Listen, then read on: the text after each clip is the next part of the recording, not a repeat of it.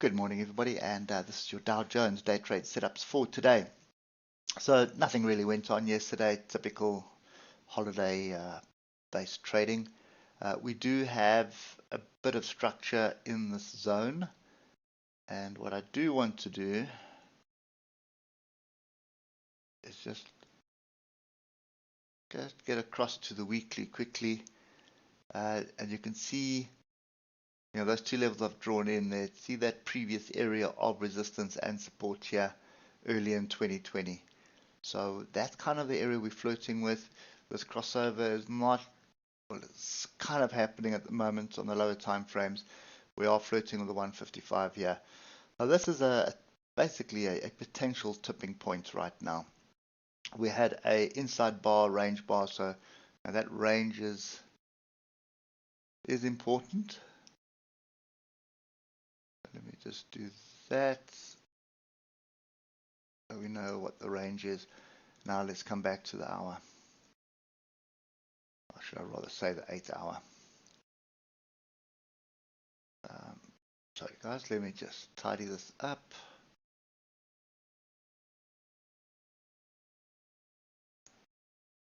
Okay, so there is the range of the last week. You can see price is sort of sitting just above the middle of the range, and there is a massive amount of support there.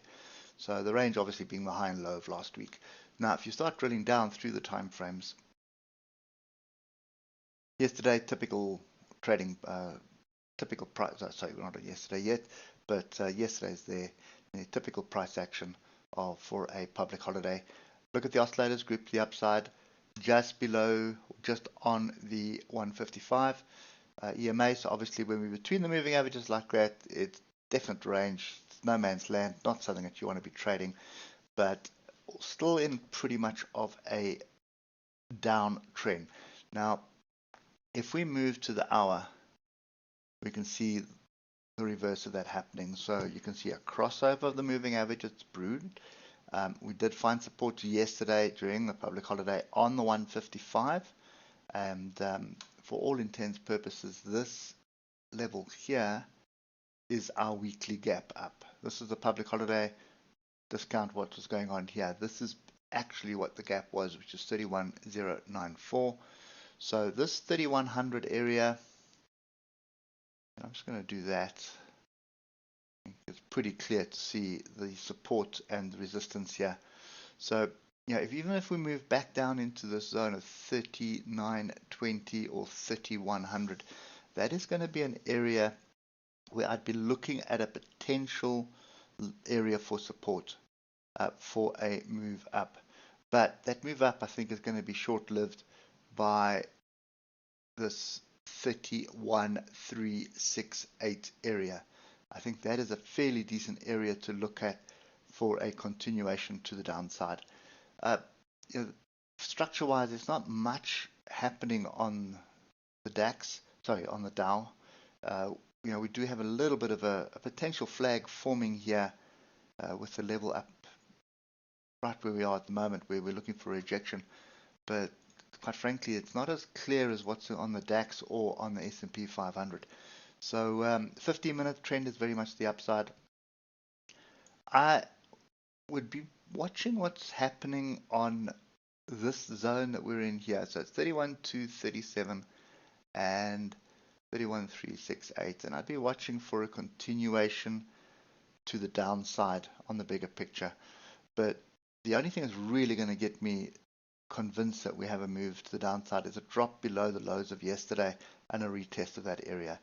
That would give us the opportunity to think about shorts. And the problem with that at the moment is that is 1% away, or 318 points away. So I think of the three, this is the one I'm sitting on my hands. I don't think there's great opportunities here. There might be something brewing later today, especially if I look at what's happening on the hour here. So at least a retest of this area. If this area gives way, then that's going to give me a flag break, give me the confidence that we have a move to the downside. So big shorts, and when I say big shorts, shorts that I can hold for the day on the hour time frame, it's a break of 39.20. Alternatively, we start finding support somewhere in this area. So somewhere between 31,094 and 39.20, so pretty much gap close.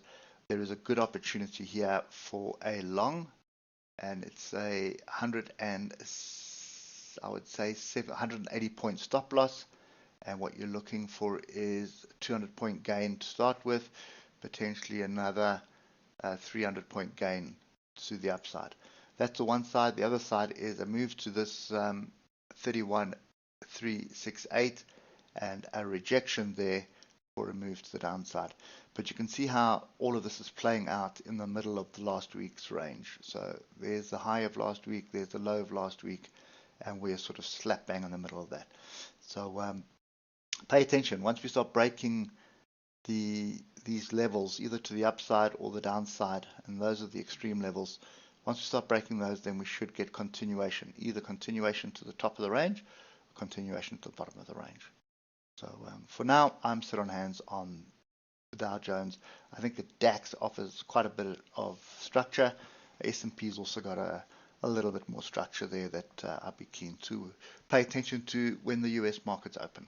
Anyway, that's my view for today. Hope it helps, and we will catch up with you tomorrow morning. Cheers for now.